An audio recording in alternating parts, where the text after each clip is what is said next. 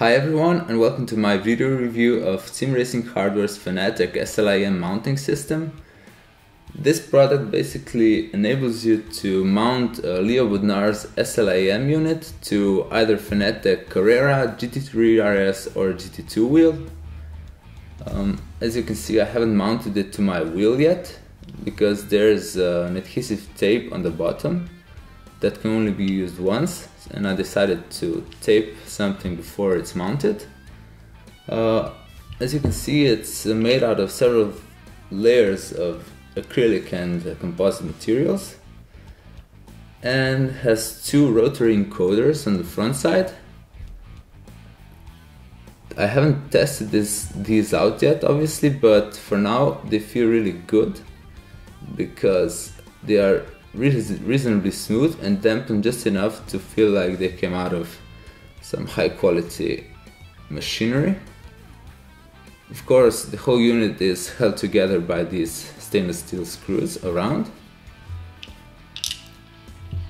On the top there's an acrylic plate which is here only to help you mount this securely.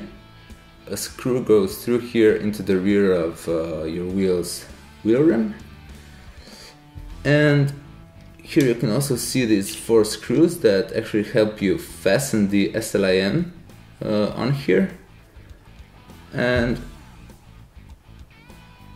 here you can also see the back sides of rotary encoders. As you can see, they have 3 pins and there's nothing supplied to help you connect them to the SLI-M unit. You basically have to solder 3 wires for each one to the SLI-M, and you get these parts with the SLI-M actually that help you do this. These get placed on the pins. And it is actually easier to solder the wires onto here first, and then you just push it on the unit. I prepared 2 of these in advance. I basically soldered 3 wires onto them and put some shrinkable tubing on top. Besides that, there's another problem when you're dealing with an SLI-M unit, and that's the fact that it has a USB B type connector, which is quite big, and besides that also USB cables with this connector on the end are really big. As you can see, if I put this on the unit, the USB connector is really long and sticks out on the side. So I've decided to buy connectors, and I'll solder wires from a USB cable directly onto here, so that the cable won't stick out more than by a centimeter or 2. Mounting SLI-M onto here is quite simple. First you put 4 plastic washers on the bottom, then the SLI-M unit,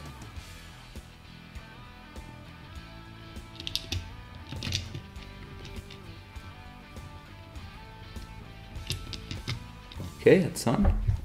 Just make sure it falls into the hose for LEDs and the LCD screen. Then you put another 4 plastic washers on top. After that, 4 metal washers. Of course, all these parts come with the mounting system, and after that 4 metal nuts These can be a bit tricky, as you can see, but you can screw them on by hand. It just takes some time because the screws aren't fixed, so they rotate a bit, but it is possible to fasten them without any problems. There are two ways for routing the USB cable to SLI-M.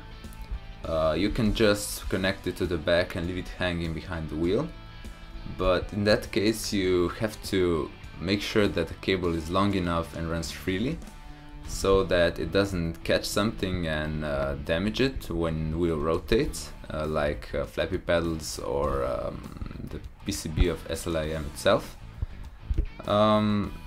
So this isn't the safest way. I decided to do it differently.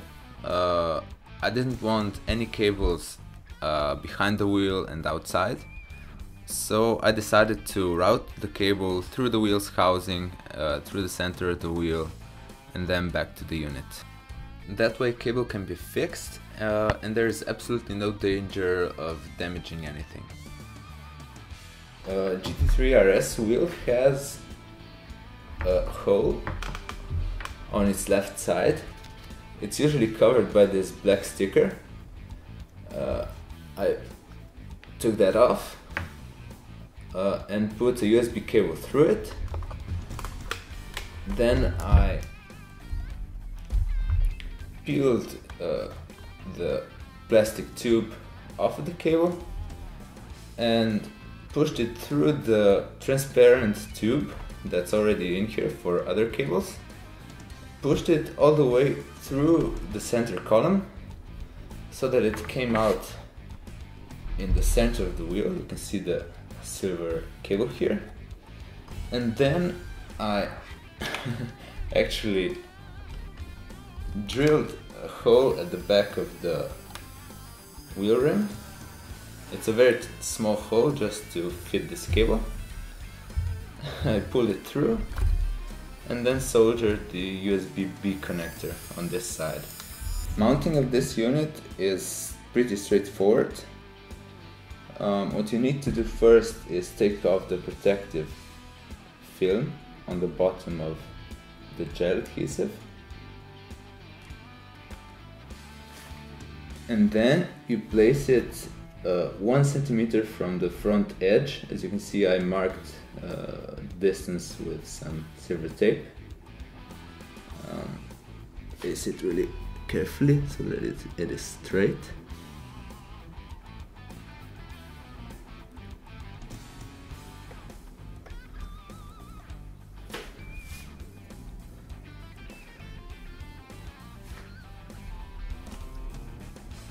And then you take a Phillips screw that came in the box, press hard on the unit so that it sticks, and then just screw the screw and try not to tighten it too hard to prevent any damage. After mounting, you should end up with something like this. USB cable goes to the PCB board. 2 cables for the rotary encoders are connected, and one is soldered to the left encoder, another one to the right encoder. With SLI-M mounted to my GT3 RS wheel, I immediately went to configure the software for SLI-M, downloaded iRacing plugin, configured left rotary encoder for adjusting LED brightness, right rotary encoder for adjusting brake bias, and went racing. I was shocked by how solid the mounting mechanism for this product is. I knew that it would be adequate, but I did not expect it to be this good. Both adhesive tape on the bottom and the screw on top do a really good job at securing it so that it feels rock solid. The unit is made out of high quality materials, and so far I haven't noticed any scratches on its surface, which means it is probably quite scratch resistant. The finish is also top notch, with all the edges and holes being cut perfectly.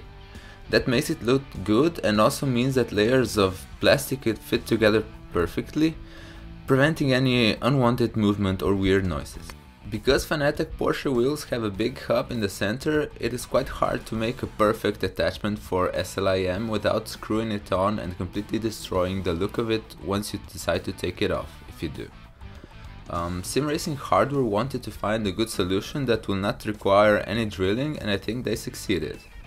Of course, the solution is not perfect because the acrylic plate covers the rear side of the wheel rim on top, so it is not possible to wrap your fingers around it anymore. I was quite worried about that, but fortunately I discovered that it is not a problem at all for my type of racing, which is normal road racing. I found out that I never hold the wheel in that place, and I only touched it a few times when I lost control and spun out. I imagined the situation would be different if I was a drifter or rally racer, playing with a lot of wheel rotation, but for normal racing this solution turned out to work great. It is hard to show how well SLI-M works on a video, but I can tell you that it makes a really big difference. Before using it, I was constantly looking at my RPM gauge for the perfect shifting point, but now I never have to move my eyes off the road. LEDs can be set to a very high level of brightness, which means that you can see them in your peripheral vision without paying any attention to them at all. Especially the two blue LEDs that start blinking at the optimal shifting point. SLI-M uses clear LEDs which aren't equally bright from all angles, but fortunately Sim Racing Hardware thought about this too when they were designing their mounting system and made it so that it's angled perfectly towards your eyes, which means they look as bright as they can be. All in all, I'm quite impressed by this product. I assumed it would be high quality from the pictures I saw online, but it exceeded my expectations in almost all aspects. It looks great and professional, is well constructed and finished, uses nice materials, has a secure mounting system and is angled perfectly. Besides that, I also underestimated SLI-M's power because it really enables me to concentrate on the road way more than I could before. The only con I can find is the transparent mounting plate on the backside, which makes it inappropriate for drifters and others who spin the wheel a lot to grab it in any position without any problems. Besides that, the edge on this plate is also a bit sharper than I'd like it to be, but I was told that they tried to smoothen it, but it made it look bad, so they kept it unchanged. Sim Racing Hardware's Fanatec SLI-M mounting system is a great solution that I can recommend to everyone, and even though it is not cheap at 69.95 pounds, I think the pricing is quite reasonable because it is a high quality product that also comes with great support. I had a few questions before mounting it, and Brian always responded to my emails within minutes with very professional answers that solved all my problems. That's all for now. Thanks for sticking with me through this long review, and please subscribe if you like my videos. Thank you.